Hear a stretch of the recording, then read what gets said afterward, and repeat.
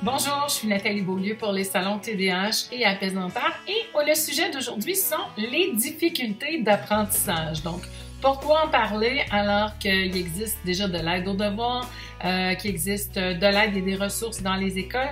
Bien, évidemment, ce n'est pas l'unique clé qui apporte le succès. Donc, ce que je veux parler aujourd'hui avec vous, c'est surtout voir qu'est-ce qu'on fait par rapport aux situations de découragement, qu'est-ce qu'on fait avec la façon de garder une constance, une motivation, une application et de mieux soutenir notre enfant ou la personne qu'on accompagne dans les difficultés d'apprentissage. Si vous êtes un adulte, eh bien, vous avez peut-être une autre version de ce que sont les difficultés d'apprentissage, peut-être par votre propre parcours ou peut-être par des souvenirs que vous avez ou des échecs qui ont été marquants pour vous.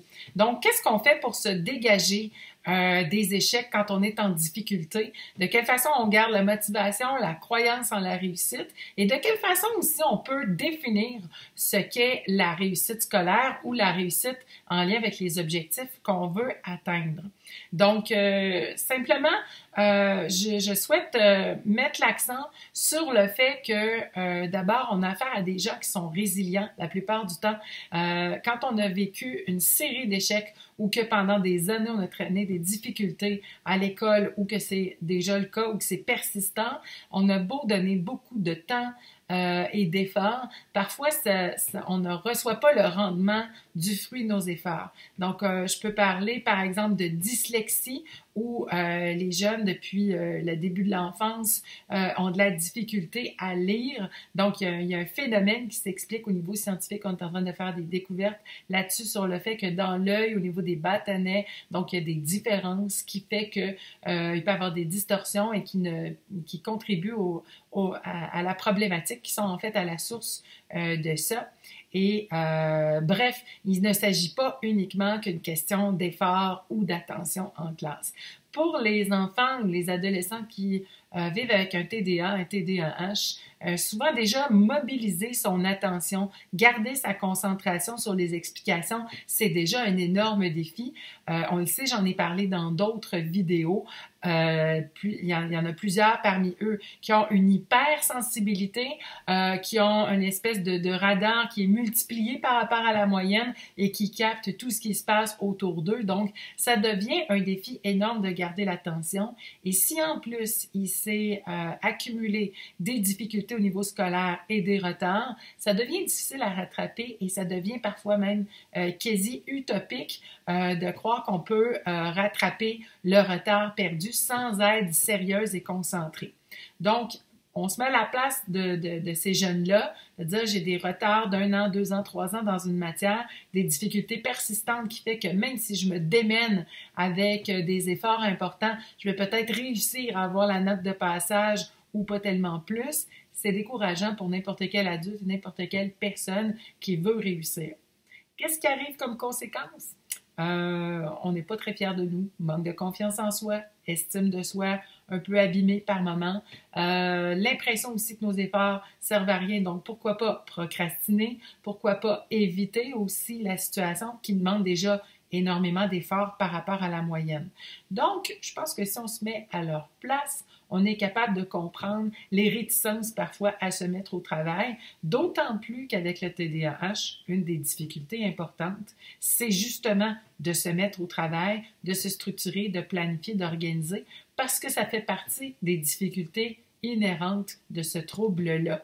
Donc, je pense que c'est important d'être soutenu dans notre démarche pour le jeune, d'avoir une belle collaboration avec l'enseignant, les parents aussi, de ne pas avoir peur d'aller chercher de l'aide extérieure, même ponctuelle, pour aller faciliter ses apprentissages. Du côté des parents, du côté des enseignants, c'est important de se rappeler la qualité de ces efforts-là et un peu la difficulté aussi, une certaine forme d'impuissance du fait qu'il y a un TDAH, il y a des difficultés de fonctionnement. Pas évident en partant, on part pas à la même distance que la moyenne sur la ligne de départ.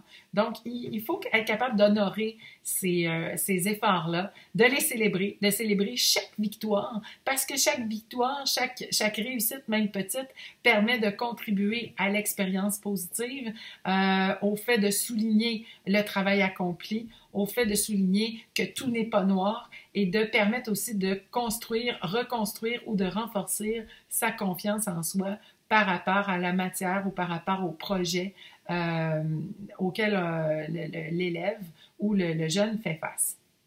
Qu'est-ce qu'on peut faire d'autre pour faciliter la situation? Qu'est-ce qui peut nous aider?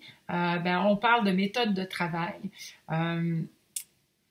J'ai eu plusieurs élèves qui étaient dyslexiques et l'observation que j'en faisais dans les cours de français que j'enseignais, c'était que j'avais affaire à des élèves qui étaient résilients, des élèves qui avaient développé une méthode de travail, qui avaient une meilleure mémoire que la moyenne parce que ça devient l'outil de compensation et qu'ils ont d'autres forces et parfois même une maturité plus importante que la moyenne de mes élèves parce qu'ils avaient appris à se prendre en main, ils prenaient leur succès au sérieux, ils savaient qu'ils avaient des difficultés et déjà, ils avaient appris à utiliser d'autres ressources où ils savaient qu'ils devaient y consacrer le temps, la constance et les efforts.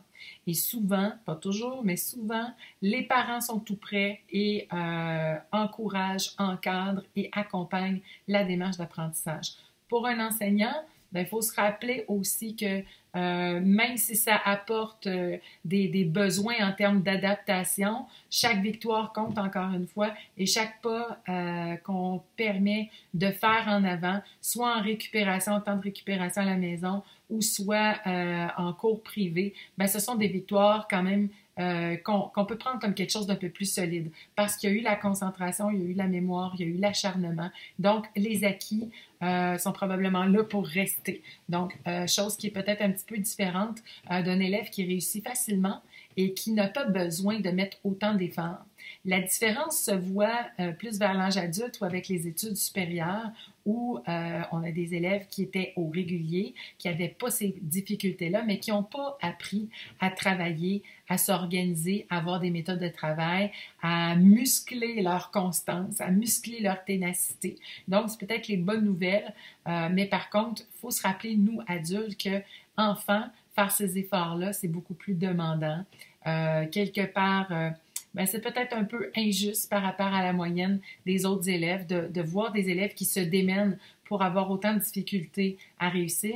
Par contre, on peut les encourager et notre attitude fait une différence. Notre reconnaissance et le soulignement de leurs efforts, c'est un bel investissement à faire pour les appuyer et pour les accompagner dans leur démarche. Au niveau de la motivation, j'ai fait aussi une vidéo de ce côté-là où je parlais de l'importance aussi de la connaissance de soi, de connaître ce qui nous passionne, de connaître ce qui nous intéresse aussi, parce qu'on peut aller associer à certaines tâches qu'on juge plus difficiles des passions, des intérêts, des motivations, des récompenses qui peuvent aider à décupler cette motivation-là, justement cette attention-là et cette constance, ce travail-là. Donc, c'est important d'apporter de la facilité ou d'apporter un baume ou encore une fois apporter quelque chose qui décuple le moteur de la motivation justement parce que les efforts sont plus importants. Donc, on va aller essayer d'équilibrer au moins avec un retour en plus et à part des résultats qui sont récoltés. Donc, les résultats satisfaisants, c'est une chose, et de reconnaître aussi les efforts, de pouvoir être présent et démontrer notre soutien constant aux enfants, aux adolescents ou peut-être aux adultes ou peut-être même à un conjoint qui fait énormément d'efforts. Il ne faut pas sous-estimer l'impact de ça justement sur l'estime de soi, la confiance en soi, le regard des autres, la collaboration et ce que ça apporte en énergie justement pour continuer sa route. Donc, si vous voulez plus d'informations pour essayer de vous accompagner davantage ou d'avoir d'autres idées de soutien, allez visiter le site lesalontdh.com ou encore abonnez-vous à la chaîne pour recevoir d'autres vidéos sur le sujet. Donc, je vous remercie de votre attention, je vous remercie d'être là et puis je vous invite à suivre d'autres capsules vidéo sur le sujet. À très bientôt!